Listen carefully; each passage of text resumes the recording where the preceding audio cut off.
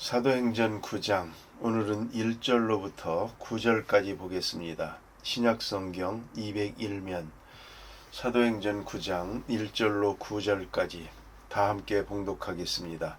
사울이 주의 제자들에 대하여 여전히 위협과 살기가 등등하여 대제사장에게 가서 다메섹 여러 회당에 가져갈 공문을 청하니 이는 만일 그 도를 따르는 사람을 만나면 남녀를 막론하고 결박하여 예루살렘으로 잡아오려 함이라.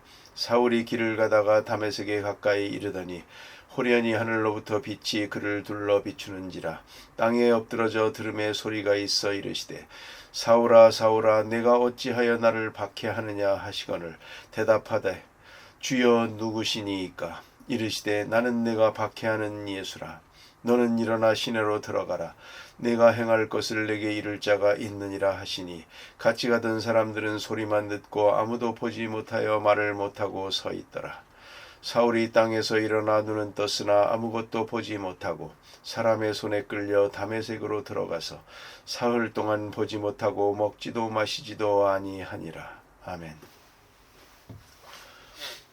이런 유명한 말이 있습니다. 예수 그리스도께서는 바울을 바꿨고 바울은 세계 역사를 바꿨다 하는 말입니다.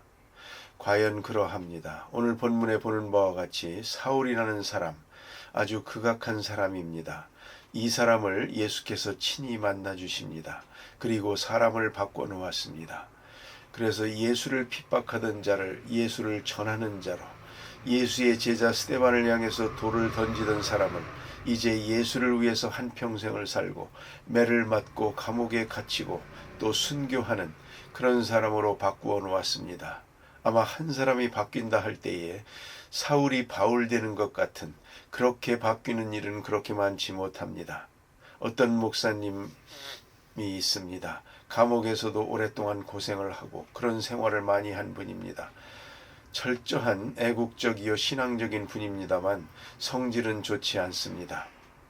가끔 가다가 쌍 하면 정신을 못 차립니다. 그런 실수를 많이 합니다. 성질 때문에요.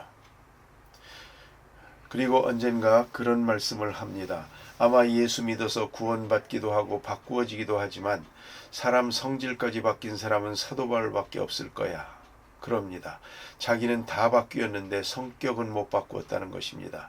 자기의 성격에서 오는 결함은 도저히 그리스도화되지 않는다는 것입니다. 과연 그러합니다. 가만히 보면 성격이 급한 사람은 급한 대로, 느린 사람은 느린 대로, 또 지혜로운 사람은 지혜대로, 조금 우둔한 사람은 우둔한 대로 그렇게 예수를 믿죠. 그러나 완전히 사람이 바뀌게 됩니다.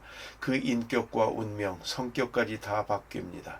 그야말로 완전히 자기 자신을 십자가에 못 박고 그리스도화된 그런 사람, 흔히들 말하기를 바울밖에 없을 것이다. 그런 말을 합니다. 정말로 바울은 완전히 180도 그리스도화된 그런 사람이었습니다. 결국은 바울이 또 이제는 세상을 바꿉니다. 그래서 바울의 회심이라고 하는 것은 그런 의미에서 세상 역사의 전환을 의미합니다. 대단히 중요한 것입니다. 사도 바울로 인해서 세상이 달라졌습니다. 바울의 신학, 바울의 철학, 바울의 인생관, 그 가치관이 세상을 바꿨습니다. 사실입니다. 이렇게 볼 때에 그리스도가 바울을 바꿨고 바울은 세상을 바꿨다.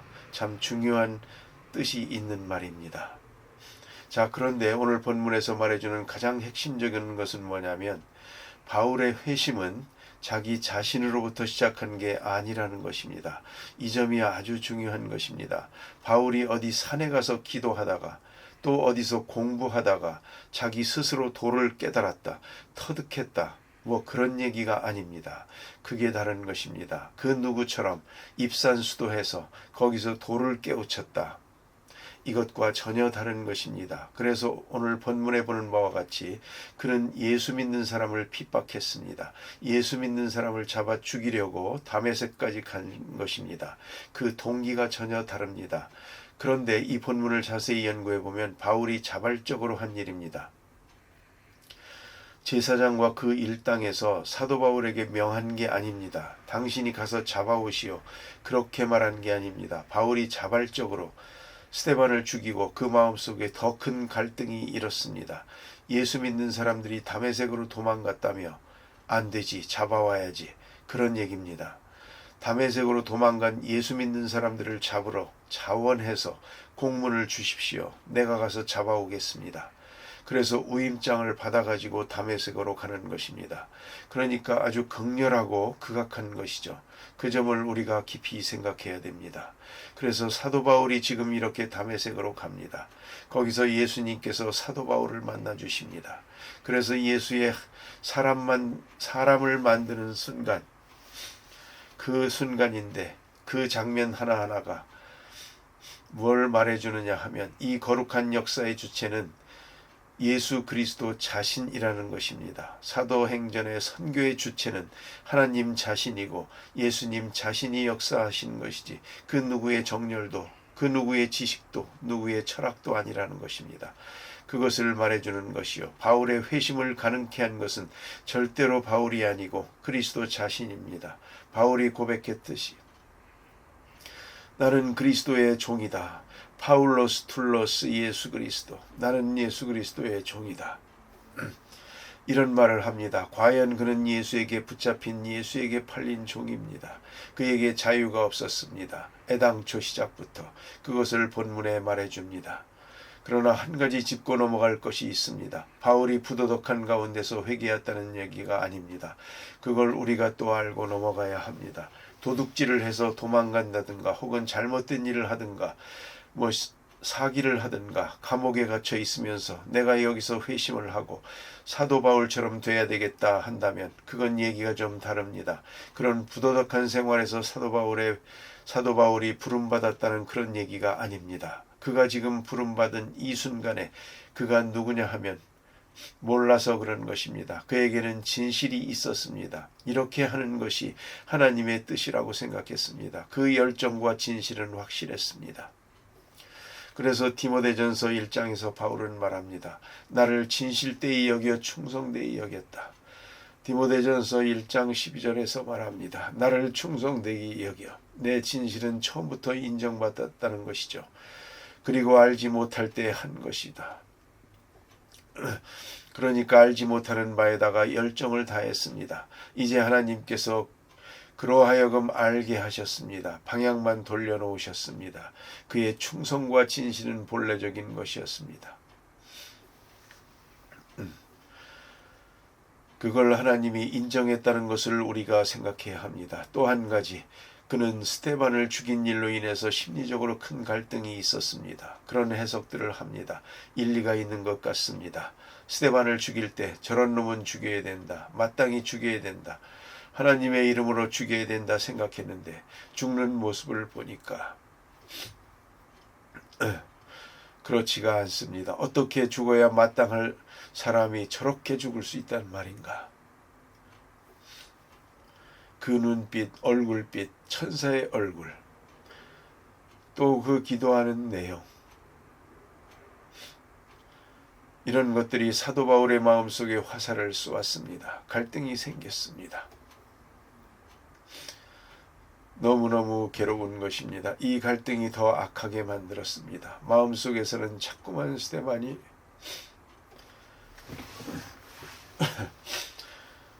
스데반이 옳다, 스데반을 잘못 죽였다라고 양심이 말하고 있습니다.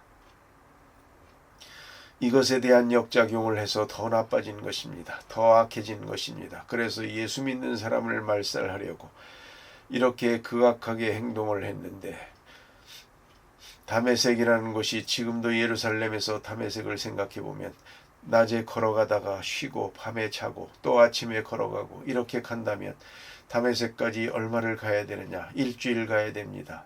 걸어서 일주일 가야 되는 거리입니다. 그러면 사람을 살리기 위해서 일주일 간다는 것도 어렵지만 사람을 죽이기 위해서 일주일 동안 걸어간 것입니다. 얼마나 극악하고 또 자기 나름대로 생각의 열정이 있었습니다. 정말 생각해보면 쓸만한 사람이었습니다. 방향만 돌려놓으면 이건 틀림없으니까요. 이제 예수님께서 그를 만납니다. 이 사실을 사도 바울은 갈라디아 1장에서 이렇게 말합니다. 사람으로 말미암은 것도 아니고 사람으로부터 말미암은 것도 아니고 오로지 예수 그리스도의 계시로 말미암아 내가 사도가 되었노라. 그는 오직 예수의 계시로 이걸 계시라고 말하고 있습니다. 여기서 한번 짚고 넘어가야 될 중요한 계시론이 있습니다. 신학에서는 이 문제를 굉장히 중요하게 생각합니다. 우리는 계시하면 흔히 마음으로 느끼는 것, 혹은 어떤 사람을 꿈을 꾸는 것, 어떤 사람은 환상을 보는 것, 혹은 환청을 하는 것, 이런 것들을 계시라고 생각하기가 쉬운데요. 오늘 본문에 나타나는 것은 역사적 사건입니다. 그게 다른 것입니다. 기독교의 중심이 여기에 있습니다. 기독교의 교리는 역사적 사건입니다. 누가 깨달았다든가, 누가 느꼈다든가, 누가 어떻게 체험했다든가, 누가 환상을 보았다든가 이런 얘기가 아닙니다. 이것은 불가항력적인 사건입니다. 부활하신 예수께서 직접 만났습니다. 사건으로 나타났습니다. 길을 막았습니다. 그리고 사울을 불렀습니다. 여기서 다시 한번 생각해야 됩니다. 계시라는 말을 너무 잘못 사용할 때가 많습니다. 어떤 사람은 꿈과 현실을 혼돈해가지고 꿈 몇 번 꾸고는 이게 보통 꿈이 아닌가 보다, 계시인가 보다, 이렇게 생각도 하고요. 환청을 듣기도 하고요. 이상한 것들을 스스로 경험하고는 그걸 계시라고 착각을 하는데요. 아닙니다. 기독교의 계시론의 핵심은 역사적 사건입니다. 사건에 부딪히고 있습니다. 또 하나 있습니다. 그 사건은 내가 우연히 만나는 게 아니고 사건이 내게 다가오는 것입니다. 바울이 예수를 찾아간 게 아닙니다. 예수님께서 바울을 만나 주신 것입니다. 기다렸다가 다메섹 도상에서 그를 만나 주신 것입니다. 딱 만나가지고 길을 막은 것입니다. 이러한 엄연한 역사적 사건을 통해서 그 사건을 맞는 관계를 성경은 계시라고 하고 있습니다. 이걸 꼭 잊지 말아야 합니다. 바울이 예수를 만났습니다. 예수께서 바울을 만나 주셨습니다. 바로 그것이 계시입니다. 역사적 사건이었습니다. 그 점을 깊이 생각해야 됩니다. 자, 그런데 오늘 본문에 대단히 중요한 교훈이 있습니다. 그것이 뭔가 하면 사도 바울이 이 사실을 확인합니다. 주여 뉘시니까 하고, 그 장면은 대단히 놀라운 일입니다. 주여 뉘십니까? 이럴 수가 없습니다.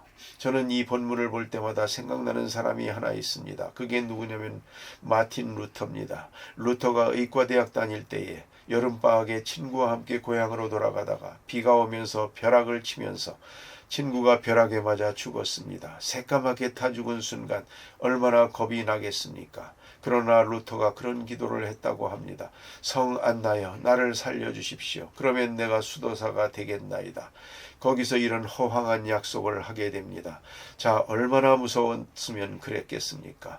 한번 상상을 해보세요. 하나님 하니까 무섭거든요. 예수님 해도 무섭거든요. 마리아여 해도 무섭거든요. 안나가 누구인지 아십니까? 마리아의 어머니입니다. 성 안나여 나를 살려주세요. 내가 수도사가 되겠나이다. 벌벌 떨면서 그랬다는 거 아닙니까? 자, 거기에 비해서 사도 바울은 얼마나 용감합니까? 주여 뉘십니까? 하늘로부터 대낮에 빛이 비치는데 그 빛을 보면서 주여 뉘십니까? 사울아 하고 부를 때 주여 당신은 뉘십니까? 하고 묻습니다. 확인을 합니다. 대단히 중요한 시간입니다.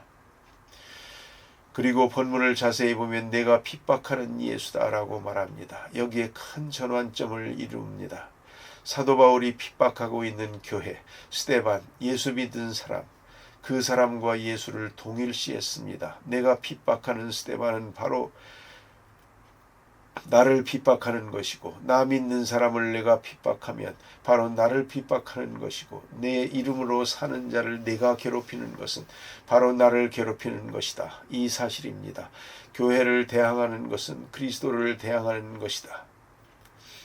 이걸 잊지 말아야 됩니다. 그 교회와 예수님을 동일시하고 있습니다. 예수님 일찍이 말씀하셨습니다. 제자들을 보내면서 너희를 영접하는 것은 나를 영접하는 것이요 너희를 핍박하는 것은 나를 핍박하는 것이다 말씀하셨습니다. 그대로입니다. 어찌하여 나를 핍박하느냐? 바울은 할 말이 있습니다. 저는 예수님 핍박한 일이 없습니다. 저는 스데반을 죽였죠. 아니 예수 믿는 사람들을 핍박했지 언제 예수님 핍박한 일이 있습니까? 그렇지 않습니까? 그러나 예수님 말씀하시기를 어찌하여 나를 핍박하느냐? 어찌하여 나를 향해서 돌을 던지느냐? 어찌하여 나를 비방하느냐? 이것이 예수님 말씀입니다. 바로 이 사건이 사도 바울을 회심시키는 것입니다. 부활하신 예수님께서 어찌하여 나를 핍박하느냐라고 말합니다.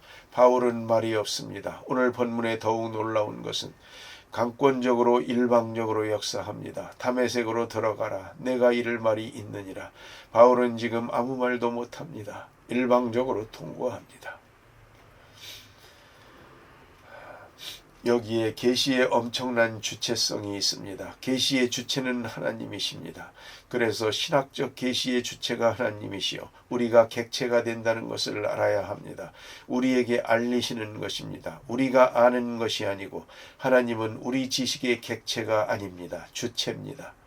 거기에 문제가 있는 것입니다. 그가 내게 알리시는 것입니다. 내가 하나님을 아는 게 아닙니다. 여기 보면 사도 바울이 아무 말도 못합니다. 이럴 때에 다메섹으로 가라. 내게 할 말이 있느니라. 얼마나 중요한 얘기입니까? 강권적으로 역사했습니다. 이것이 바울이 받은 계시요. 이 계시 사건이 사도 바울을 바꾸었고 그 바울이 역사를 바꾼 것입니다. 이 놀라운 역사를 다시 한번 깊이 생각해야 합니다. 사도 바울은 이 사실에 대해서 앞으로도 2번이나 말합니다. 너무 중요한 거니까 모름지기 그는 어디 가서 설교하든지 이 말을 했을 것입니다. 성경에만도 3번 기록되고 있습니다. 이것이 바울 신학의 중심이기 때문입니다. 기도하십시다.